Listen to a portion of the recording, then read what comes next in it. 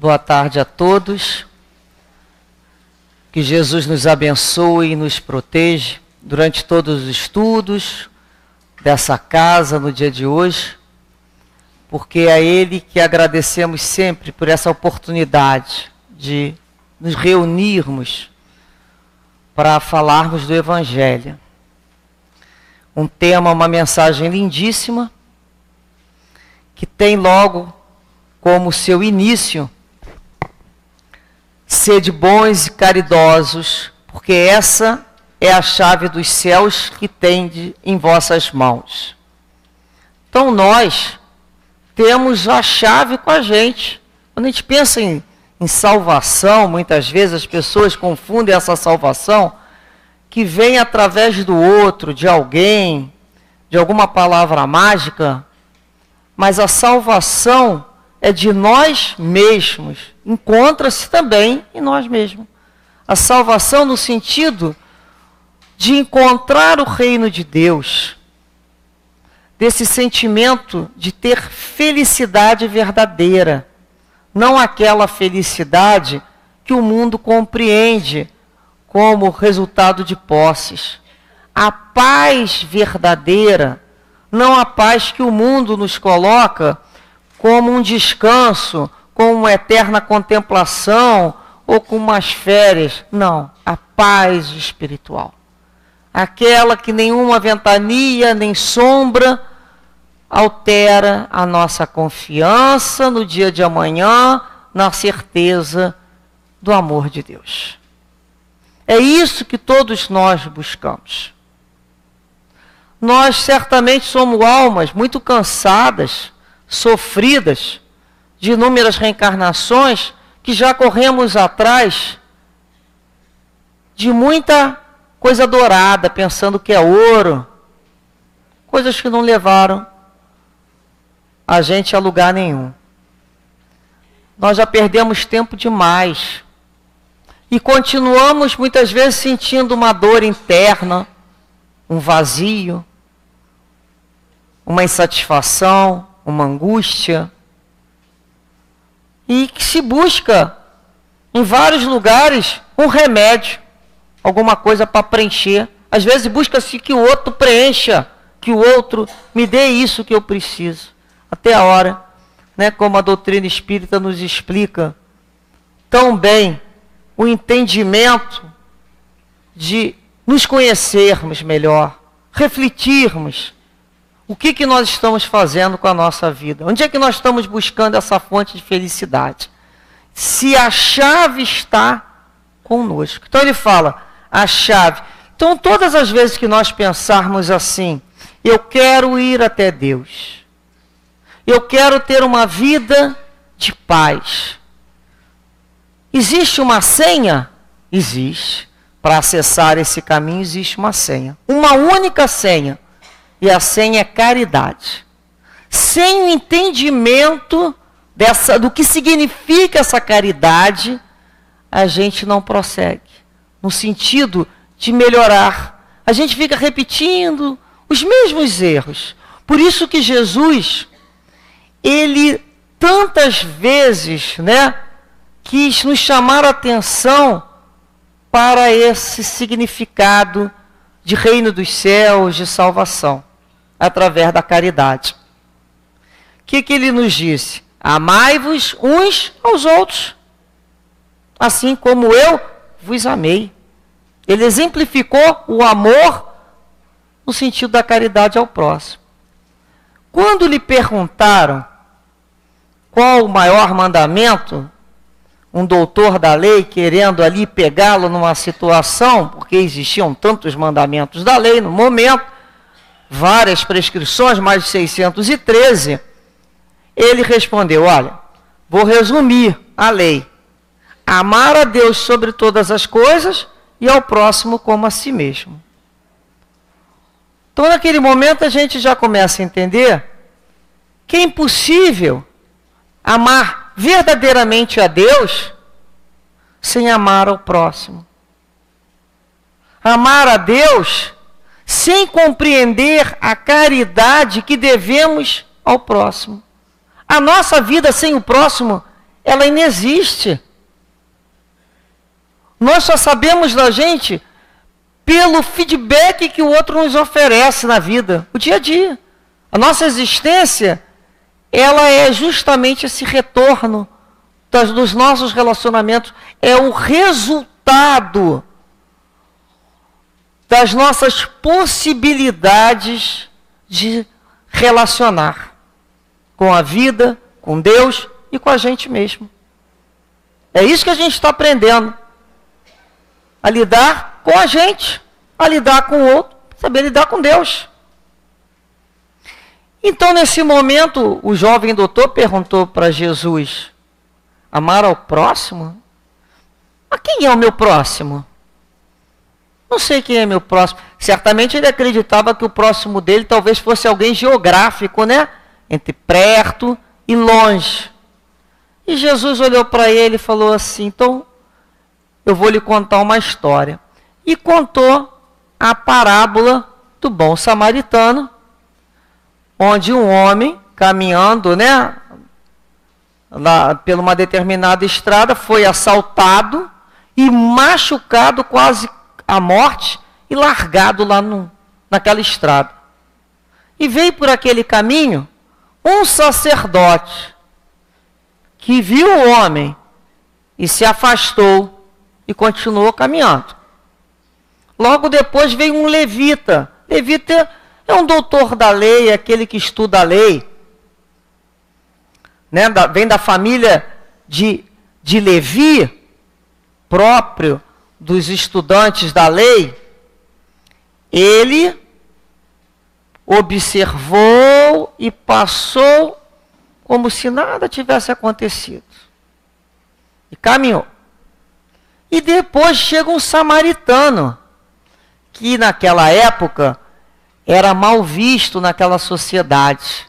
O samaritano era considerado, né, para os sacerdotes, para aquele grupo daqueles fariseus, a pior raça que tinha era o samaritano, porque não atendia como os judeus orar lá no templo de Jerusalém. Então eles tinham lá uma dissensão entre eles, e tem uma briga como sempre, são no fundo da mesma família, mas brigaram, são chamados lá os samaritanos. Esse que era considerado lá, o que dele a gente nada espera, ele se aproxima do homem, ajuda aquele homem, olha, percebe o que ele necessita, carrega esse homem para uma hospedaria para que possa fazer os primeiros atendimentos. Então, depois que ele fala sobre esses três homens do momento para o doutor da lei, ele pergunta assim: qual deles foi o próximo do homem caído? Arrebentou. Qual deles foi, você acha que foi o próximo? Então o doutor da lei falou assim: olha, aquele que foi misericordioso com ele. Então o próprio doutor da lei percebeu quem era o próximo. Aquele que foi misericórdia com ele. Quem é que é o misericordioso com alguém? É aquele que nos percebe em nossas necessidades. É aquele que nos olha. Então não é, às vezes a pessoa pode estar dentro de uma casa e está próximo dos seus e está longe de coração. E fazer que nem o sacerdote fez, se afastar, fazer que nem o levita que olha, mas não vê.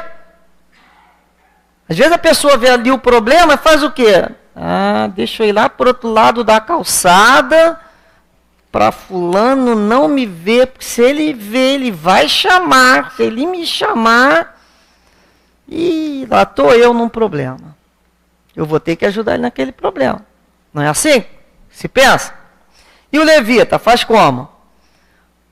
Olha, completamente indiferente, como se ali tivesse uma pedra. Vai embora. Com a consciência tranquila. Então, Jesus quis mostrar nessa parábola que o mesmo homem com a melhor inteligência da época, estudioso da lei, assim como aquele grande conhecedor, né, da religião do momento, aquele que se entendia como responsável da fé de um determinado grupo, que era um sacerdote, nenhum deles cuidou daquele outro. Então não é o fato de uma pessoa estar investida num nome, num rótulo religioso ou num rótulo intelectual que vai ter caridade, que vai se aproximar da necessidade do outro. Porque a gente sempre acha que o outro vai trazer o problema e que nós temos que resolver o problema do outro. É uma grande pretensão, não é? Também achar que vai resolver, primeiro achar que vai resolver o problema de alguém. Mas a gente às vezes acha que em 15 minutos resolve o problema do outro. E a gente dá uma opinião ali, ó, daquela que não tem menor ideia, muitas vezes.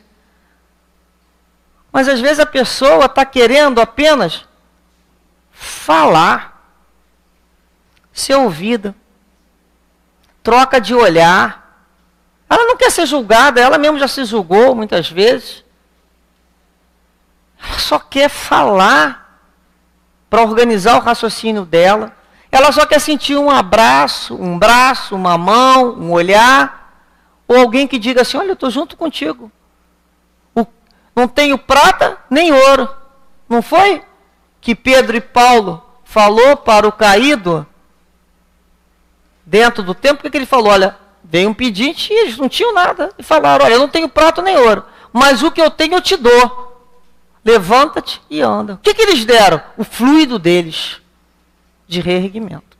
E quantas vezes a gente é tão grato a algumas pessoas que passaram na nossa vida, se a gente parar para pensar, foi que ela nos deu. Muitas vezes aquela pessoa que a gente é mais grata, ela parou para nos ouvir. E não nos julgou. São aquelas pessoas que escutam pelo coração e respeitam a sua dor. Então a importância, quando Jesus coloca a caridade em primeiro lugar, à frente da inteligência, à frente dos poderes pseudo-religiosos, mostrando que o importante é o coração daquela criatura, quando ele se sensibiliza pelo outro. Por isso nos disse Tiago, em sua epístola, quando fala assim, assim também a fé, se não tiver as obras, é morta em si mesma. O que é uma fé sem obra? Ela é morta. O que adianta uma fé que não produz nada de bom? Se aquela criatura fica ali ajoelhada, numa repetição, não faz nada de bom para ninguém. E Paulo nos diz assim, em Coríntios 1, e ainda que tivesse o dom de profecia e conhecesse todos os mistérios e toda a ciência, e ainda que tivesse toda a fé, a maneira tal que transportasse os montes e não tivesse caridade, eu nada seria. Agora permanecem fé, esperança e caridade, essas três coisas. A maior delas, porém, é a caridade. Portanto, a caridade é a principal virtude pelo qual vai ser a base para sustentar todas as outras virtudes. Porque uma pessoa caridosa, ela é humilde. Uma pessoa caridosa, ela é mais delicada. Ela desenvolve a calma. Ela aprende a ter respeito. Ela desenvolve o senso de justiça. Ela tem fé nela, na possibilidade dela ajudar, tem fé no outro que vai conseguir sair daquela situação, tem fé acima de tudo em Deus. Reparemos que todas as virtudes estão sendo sustentadas pela caridade. Porque ninguém adquire a virtude da humildade de uma forma separada. Eu vou, nessa encarnação, eu vou desenvolver humildade. Não é uma virtude que você consiga desenvolver, que a gente fale estanque, separada das outras. Ela vem ato contínuo, pelo desenvolvimento de outras virtudes. Então a gente tem que começar a compreender que há necessidade de nos fazermos de antigos comportamentos para instalar virtudes dentro do nosso ser, dentro do nosso proceder, Nós temos que refletir seriamente sobre como é o nosso entendimento de caridade. Será que a nossa caridade ainda está só na questão de dar uma esmola, de dar um dinheiro, uma ajuda material? Ou já compreendemos a caridade, tanto a caridade material necessária, sim, mas a caridade moral, que você edifica o outro, ergue o outro, sustenta o teu companheiro. Então, quando a gente começa a perceber que todos nós temos condições, independente das nossas condições intelectuais, financeiras, sociais, o que nós temos dentro da gente de bom para dar para o outro? Aí a gente começa a pensar. Por isso que Kardec, tão bem lá no capítulo 15 do Evangelho, vai refletir, e os Espíritos refletem sobre a caridade. Fora da caridade não há salvação. Portanto, justamente quando Jesus, lá no início a gente conversou, ele explicando para o doutor o que era a salvação, amar ao próximo como a senha, é justamente a caridade. Bem, continuando esse capítulo 12, que nós todos recebemos aqui a página, tem um momento da mensagem que o Espírito nos fala assim, olha, quem dentre vós não sentiu o seu coração saltar, sua alegria interior aumentar, ao ouvir o relato de uma boa ação, de uma obra verdadeiramente caridosa? Realmente, a gente quando escuta uma ação num bem, alguém que fez alguma coisa boa, a gente só de ouvir se sente estimulado a fazer. A gente se permite o coração participar daquela história. E a gente se internece. E a gente fala, olha, existe um ser humano dentro da gente, olha, que se emociona, que às vezes no dia a dia, a gente fica tão automatizado nas coisas, que faz as coisas por fazer. Isso é muito perigoso. Tem gente que até na hora de entender que está fazendo a caridade, está no automatizado. Chega lá, faz aquilo. É mais um que ele está atendendo, é mais um, na casa espírita pode ser mais um que ele está dando passe, mais um que ele está conversando. Não pode ser isso. Porque aquela criatura é a primeira vez que ela está ouvindo, é a primeira vez que ela está recebendo, é a primeira vez no dia que ela está se alimentando. Então, o que nós temos que fazer? Se nós queremos trabalhar com esse sentimento para desenvolver a caridade dentro da gente. Olha bem. Precisa desenvolver a caridade. A casa espírita me possibilita desenvolver os meus sentimentos. A casa espírita, organizadamente, tem uma série de atividades que me estimula a desenvolver as minhas emoções melhores. Então, a casa espírita, além de tudo que ela nos dá, ela me promove. E eu posso ajudar a promover outros, porque aqui nós somos multiplicadores. Aqui nós estamos juntos. Aqui não tem ninguém acima do outro. Aqui nós estamos juntos para caminharmos juntos. Então, a gente aprende, como trabalhador, a se estimular, a se motivar. A cada dia, eu tenho que saber o que eu vou fazer. Talvez uma tarefa de dar um passe, mas eu tenho que sentir isso primeiro no meu coração. Eu tenho que trazer isso para dentro de mim. Eu tenho que trazer o pensamento em Deus, para que todo aquele fluido seja revestido com aquela intenção. Porque senão vira uma máquina. Dou bom dia, oi, tudo bem? Tchau, tá bom, que Deus te abençoe. Mas dali é só palavras, palavras, palavras, sem emoção. E se você não tem emoção, você não vai atingir o quê? O coração do outro. Porque não atinge. É uma palavra vazia. E ele continua assim, se procurasseis apenas o prazer que uma boa ação proporciona, ficarias sempre no caminho do progresso espiritual. Os exemplos não vos faltam. O que falta é a boa vontade, que é rara. Observai a multidão de homens de bem, dos quais a vossa história conserva piedosas lembranças. Então o Espírito nos fala que o exemplo não falta. Realmente, às vezes a gente quer, né, se explicar nos maus exemplos. Mas nós temos tanto bom exemplo. Mas o que será isso, né? Que a sociedade ainda valoriza tanto o mal. Por quê? O bem continua tímido. O mal é astucioso. O mal é arrogante. O mal é cara de pau. Não é que a gente fala? O mal é cara de pau mesmo. Fica de plantão 24 horas ali, ó. E o bem fica tímido. Porque falta gente no bem? Falta não. Não falta não. Mas ainda é tímido. Porque a sociedade não valoriza ainda, como a sociedade como um todo, o bom coração.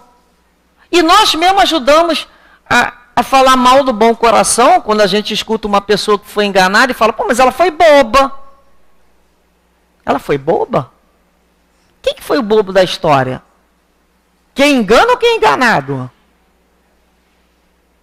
É quem engana, não é? Ele que é o bobo. Por quê? Porque o mal é transitório. O mal vai passar. Ele é um momento. A gente só está vendo um lado. A gente não parou para ver a consequência do que vai acontecer com aquele causador do mal. No final, não é o outro que é bobo.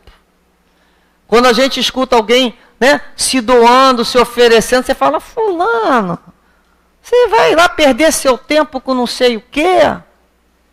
Então, quando nós entendermos que fazer o bem é a única forma de nós nos melhorarmos como espírito, nos melhorarmos uns aos outros, assim como sociedade e como mundo, as nossas críticas serão diferentes.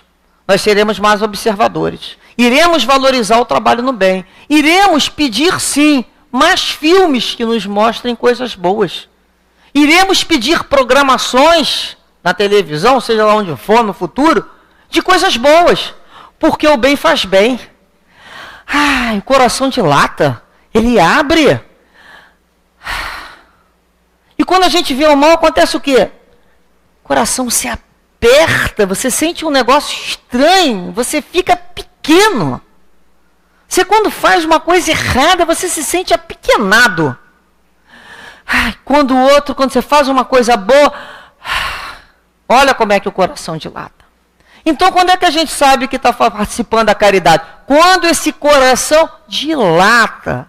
Porque ele participou de uma ação. Não é uma ação mecânica. Uma ação de um robô fazendo alguma coisa para o outro. Não. É a vibração daquela atitude. É a vibração daquela palavra, daquele olhar, daquele sorriso. Pode não ter se feito nada. É a vibração do outro. Olha como é que a gente começa a perceber a necessidade da participação dos nossos melhores sentimentos. Então, esse Espírito nos fala de um exemplo bom. Então, nós trouxemos aqui um exemplo bom para contar, né, no dia de hoje. Sobre a história de um menino chamado Vicente, que tem como sobrenome de Paulo. Ele nasceu numa aldeia no sudoeste da França, uma aldeia chamada Aldeia de Puim. Ele é muito pobre. Com 5 irmãos, ele era o terceiro. Muito inteligente, aquele menino muito generoso. E saía para levar, né, o gado lá, que o pai dele e a mãe, eles trabalhavam no campo, eles tomavam conta, então ele levava ali para cuidar daquele pasto. Enquanto isso, ele era um grande observador da natureza, ele queria estudar. E o pai não tinha condições financeiras para estudar. Mas o padre lá, o pároco da região, gostava muito dele.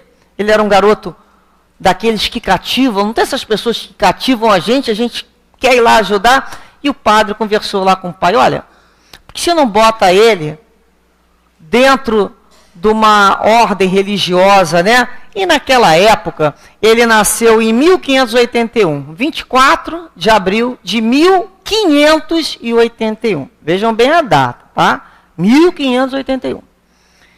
E naquela época era muito comum a ascensão social se dar através da religião. Você se torna padre. Porque muitos dali era a forma deles viajarem, de comer, de morar. É uma pobreza muito grande naquela época. Poucos, né, poderiam ter acesso ao colégio, era uma forma dele se instruir.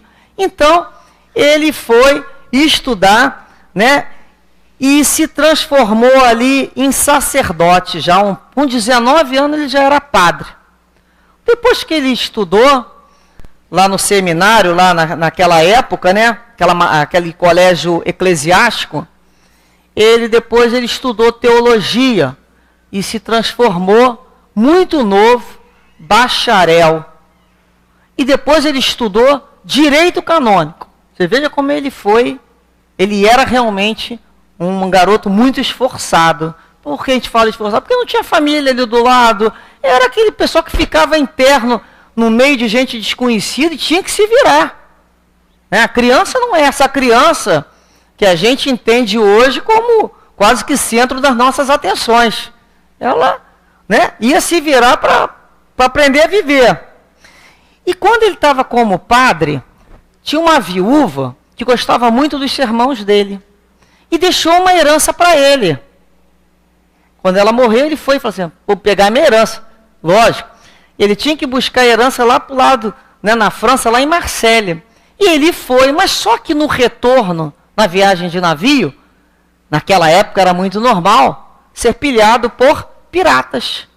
O navio foi pilhado e ele não morreu, mas ele se tornou prisioneiro e foi vendido como escravo. Aí ele virou escravo, passou na mão de vários donos. Vocês imaginem ser escravo naquela época. Nenhuma época foi boa, né?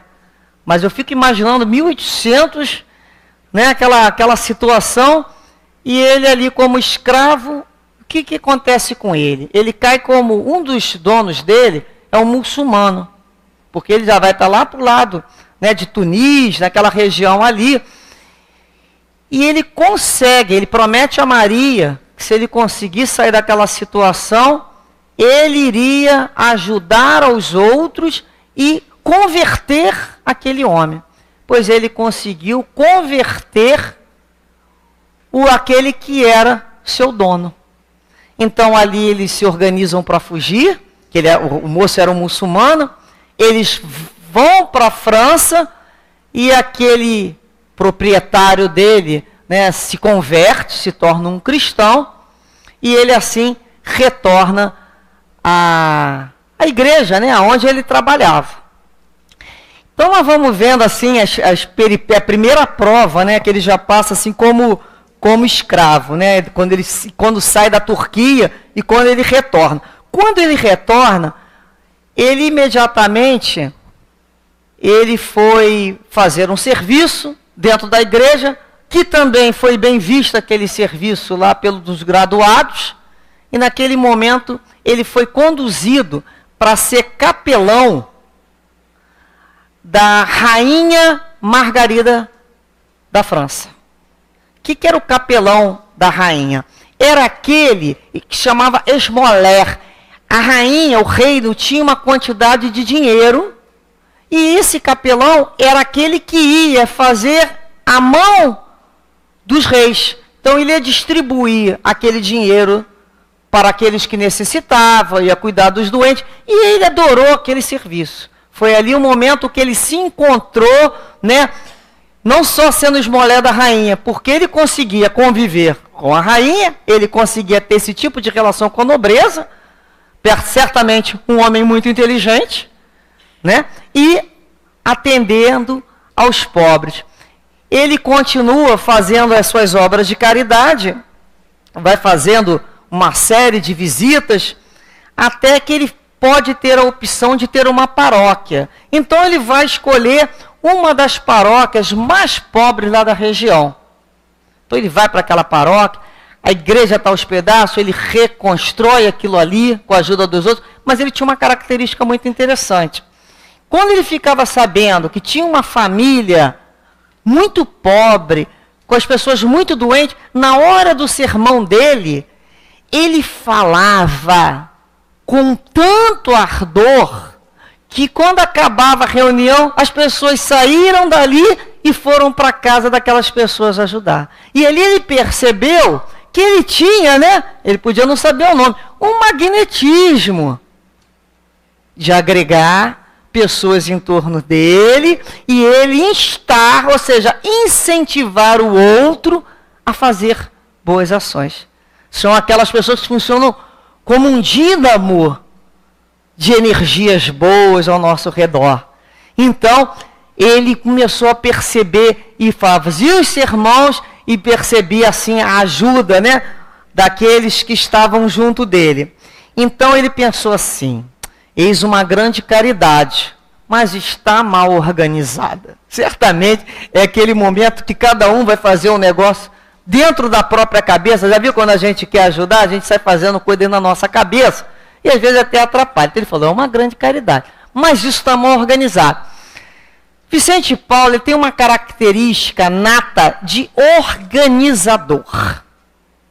Tudo ele quer, ele já traz aquele traço de organizar as situações. Então, ele inicia ali uma associação com as mulheres, ele chama as mulheres da região para que elas atendam e visitem os doentes na área da alimentação e o atendimento. Então, nesse momento, ele cria a Confraria da Caridade, ou chamada As Damas da Caridade. Então, ele começa a reunir as mulheres para esse setor. Aí ele reparou que os homens, né, estavam na casa. Então, ele cria uma nova confraria com os homens. E os homens, essa associação de homens, a caridade de homens, eles já iam se dedicar aos velhos, às viúvas e os órfãos. E as mulheres continuavam cuidando dos doentes. Então, ele já tem ali, né, quer dizer, ele sozinho via que ele não podia dar conta daquilo tudo. O que essas pessoas que têm um arrobo de ajudar muita gente, o que eles começam a organizar? Grupos de apoio multiplicadores. Elas não detêm só para ela. A pessoa, quando tem o sentimento que trabalha por Cristo, ela não transforma aquilo no monopólio. O que ela faz? Ela delega a outros. Né? Você quer fazer isso? Faz isso, vamos organizar isso. Mas organizando. Então ele tinha essa capacidade, né, de organização.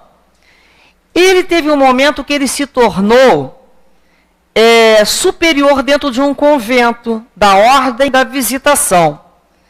E a irmã superiora já estava na hora de sair mesmo, o nome dela é Joana de Chantal. Ela volta para a casa da ordem, a casa matriz, e ele fica ali como seu confessor e diretor espiritual. Sabe quem é Joana de Chantal? É uma das encarnações da nossa querida Sheila. A Sheila teve 2 encarnações que nós conhecemos, que se deu uma na França e na Alemanha. Essa encarnação de Sheila na França, como Joana de Chantal. Então, São Vicente de Paulo é confessor de Joana, do espírito Sheila. Então vamos reparar a hierarquia desse espírito. Vamos parar para reparar a hierarquia desse espírito.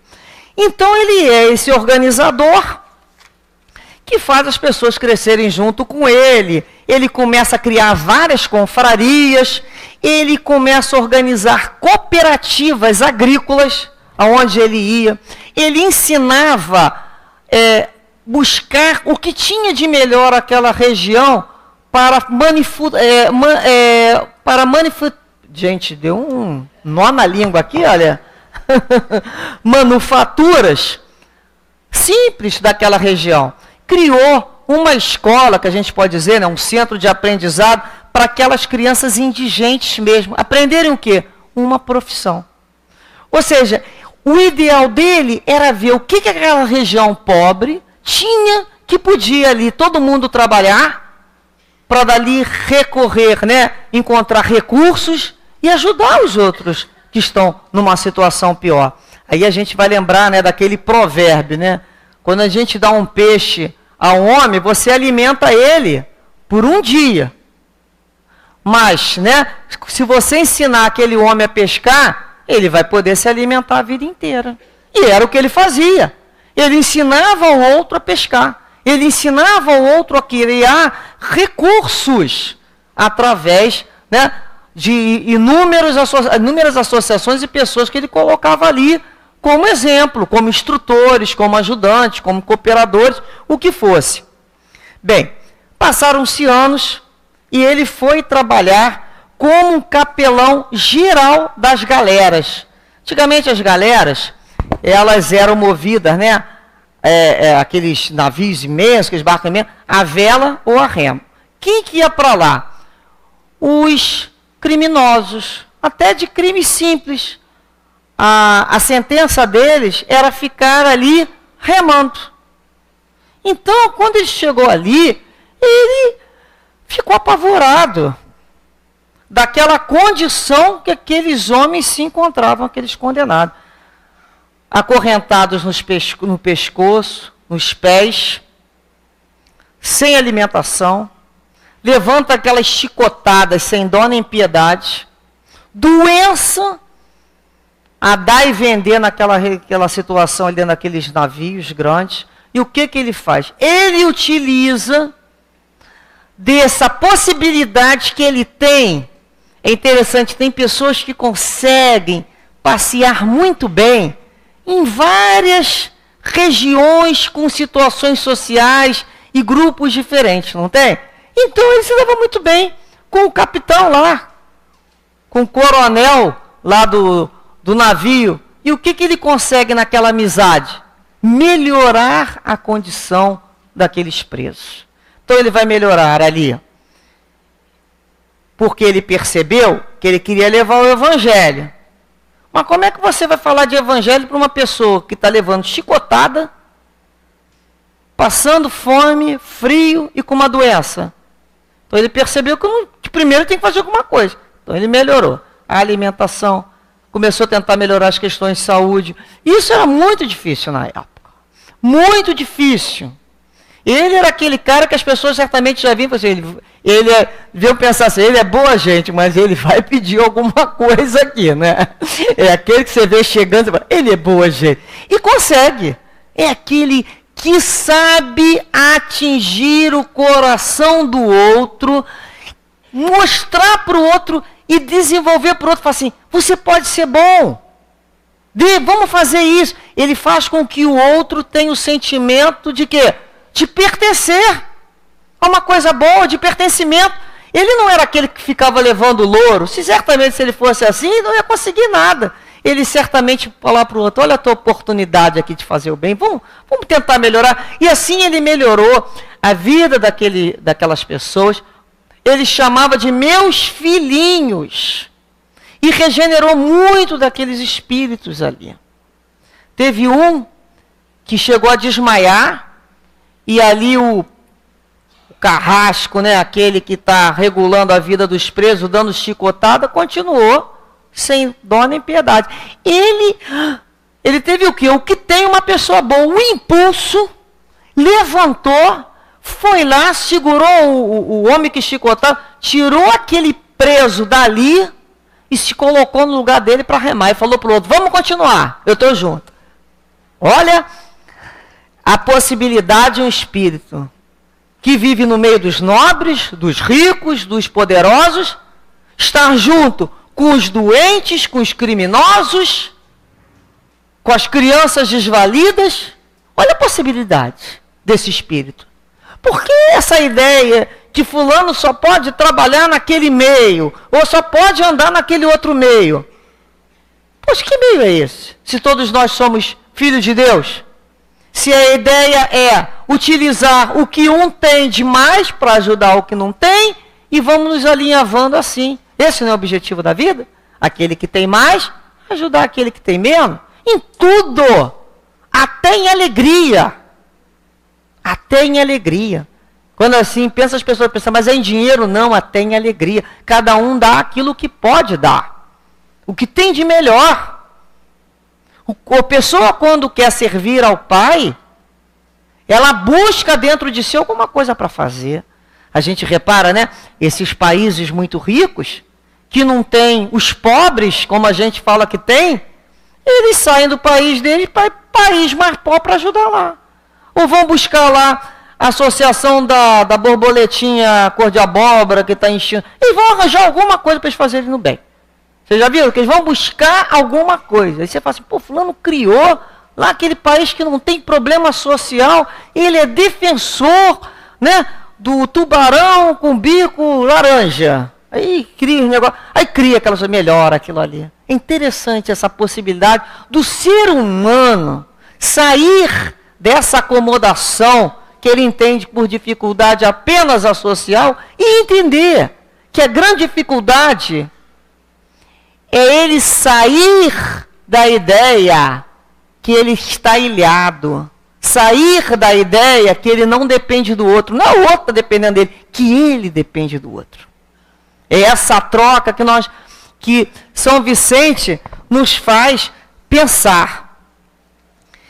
Então, ele tem a doença também dele, ele passa, né, pelas doenças, trabalha lá com uma dificuldade muito grande, passa tempo acamado sem poder andar, por um problema que ele tinha de locomoção, e desencarna em 27 de setembro de 1660, né, nos mostrando que o sentido da caridade.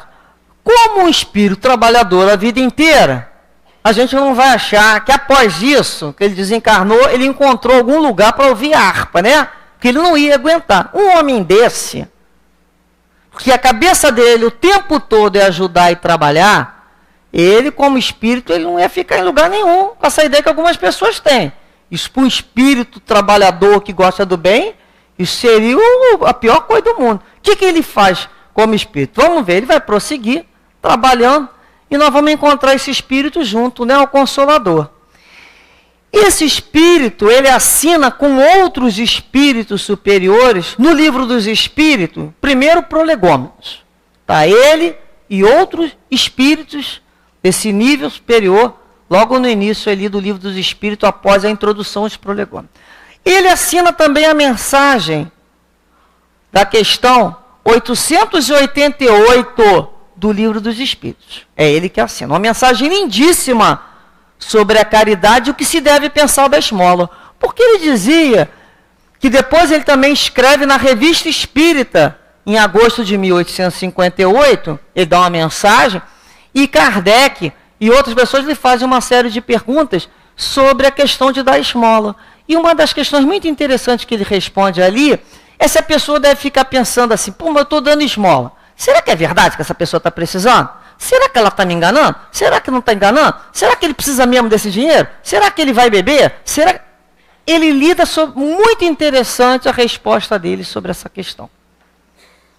Então, fora a mensagem, ele faz uma série de comentários a respeito do fato, ele trabalhou com esmola, né? Ele era o esmoler da rainha, ele tinha a profissão da esmola, então eu acho que tem uma coisa que ele também entende, é como dar essa esmola. Tem uma mensagem dele no livro dos Médiuns, lá no capítulo 31, os itens 20 e 26, está lá nas dissertações, né? Está lá a mensagem de Vicente de Paulo.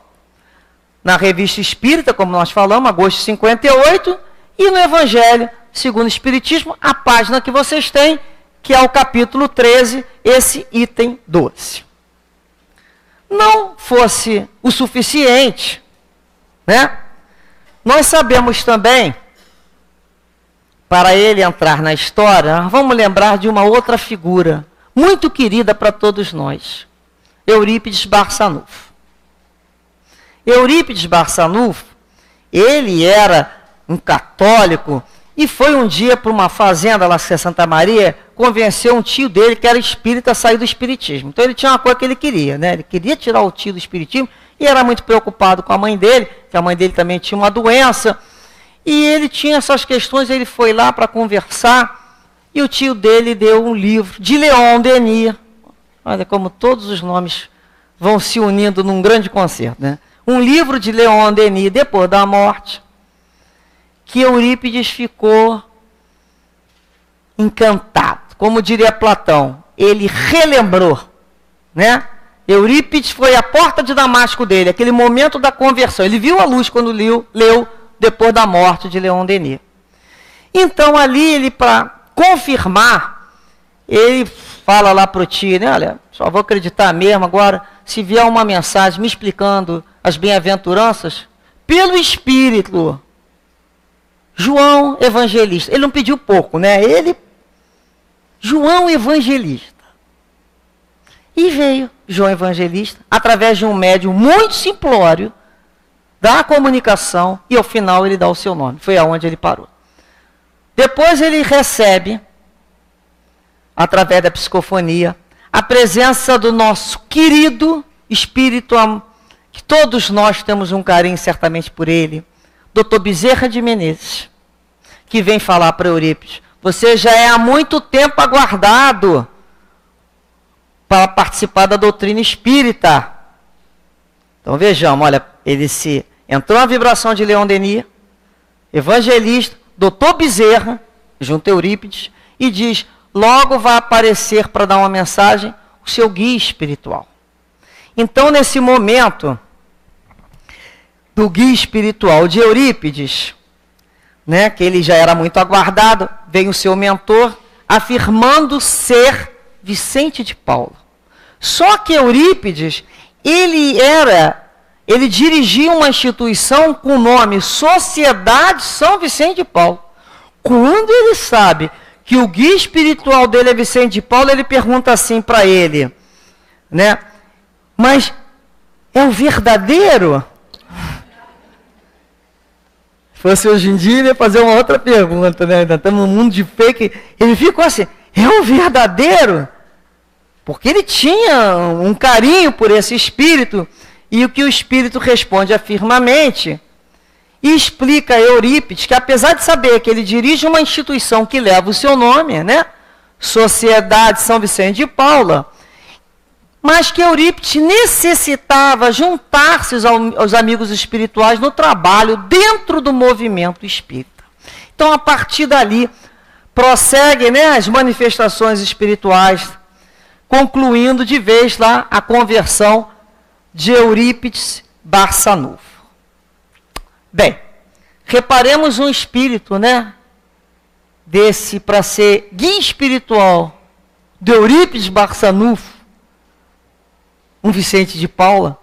A gente tem que parar para pensar. E chegar à doutrina espírita nos trazendo tanta mensagem, certamente ele traz um nome bem simples, Vicente de Paulo, porque ele deve ser muito maior do que isso tudo, no sentido de amor. A vida dele não foi o que ele falou, foi o que ele fez e o que ele continua fazendo. São bem aquelas pessoas que vivem para atender o pedido de Jesus: amai ao próximo. São aquelas pessoas que a gente poderia lembrar aqui da passagem de Mateus, só para encerrarmos, que diz assim, Mateus 25. É uma passagem que Jesus fala assim: eu tive fome e me deste de comer.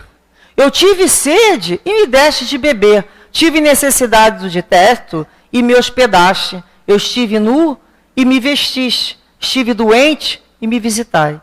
Estive preso e me foste ver. Então os justos lhe perguntaram: Senhor, quando foi que nós te vimos com fome e te demos de comer? Com sede e te demos de beber? Quando foi que te vimos sem teto e te abrigamos, e sem roupa e te vestimos, ou enfermo ou no cárcere e te fomos visitar? É que Jesus responde: em verdade vos digo, todas as vezes que fizeste isso a um desses meus irmãos mais humildes, foi a mim que o fizeste. Então, Vicente de Paulo, nessa mensagem sobre a caridade, nós podemos dizer que ele a exemplificou atendendo a Jesus, quando atende ao menor dos seus irmãos, naquele momento, naquele que está em dificuldade. Por isso é que nós temos que buscar sempre olhar ao nosso redor outros corações que precisam dos nossos, porque nós também precisamos deles, no sentido dessa troca, não só de experiência, mas de crescimento. Nós nos atraímos e cada um de nós tem uma afinidade. Ninguém é possuidor de tudo. E não existe ninguém que não seja detentor de nada. Nós somos aquilo que, na medida, nós podemos criar para ser ao outro. A expectativa do outro já é um crescimento dentro de nós. Às vezes a pessoa nos vê e a gente fala assim, puxa, mas eu não sou isso. Mas essa pessoa está nos vendo no futuro. Como a mensagem à frente do Espírito português falou. Nós valemos pelaquela expectativa que viremos a ser. Porque naquela expectativa que está o fiador ali, que é um mentor espiritual na nossa reencarnação. Porque ele acreditou. Ele acreditou que nós somos capazes. E nós temos um mundo próprio para esse crescimento. E muitas vezes queremos derrubar esses bons sentimentos, racionalizando, dizendo que isso é bobagem, dizendo que isso é perda de tempo, dizendo que o outro é problema dele, e dizendo... Isso é racionalizar, perdendo a oportunidade de perceber o sentimento, a empatia. Se permitir não é viver a dor do outro no sentido do peso do outro. Cada um é que vai viver a sua cruz. Mas é ter um olhar de compaixão, não de pena. Pena não, pena destrói o outro. Compaixão, junto com a paixão, junto contigo. Porque eu passei por isso. Nós somos muito parecidos em nossas dificuldades. Podemos aprender com todos. Se não foi a gente, tem um coração querido na nossa família, na nossa relação, que está passando por aquela situação. Então é quando a gente olha para o outro e fala, eu não vou resolver a vida dele, mas deixa eu ver como eu posso ser útil. Como eu posso ajudar? Eu posso fazer uma prece então, se não tem outra coisa para fazer? Eu posso fazer uma prece? Eu posso vibrar sempre por ele? Eu posso pedir para os amigos que eu tenho para me ajudar a pensar por ele, para ficarmos mais fortes? Isso são as orações intercessórias. É quando a gente usa a nossa amizade, o nosso conhecimento para o bem. Nós não temos noção da força que nós temos. E não existe presente maior para a nossa vida do que o desejo do bem do outro para a nossa vida. Que possamos assim,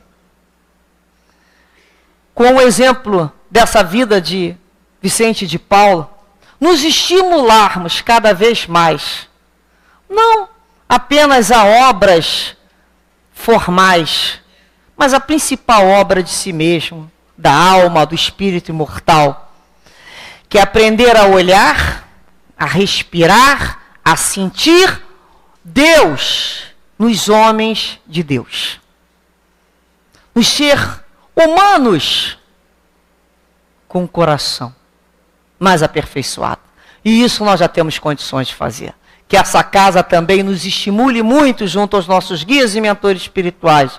Oportunidades de desenvolver esse amor que habita em nós. Um pouquinho a cada dia.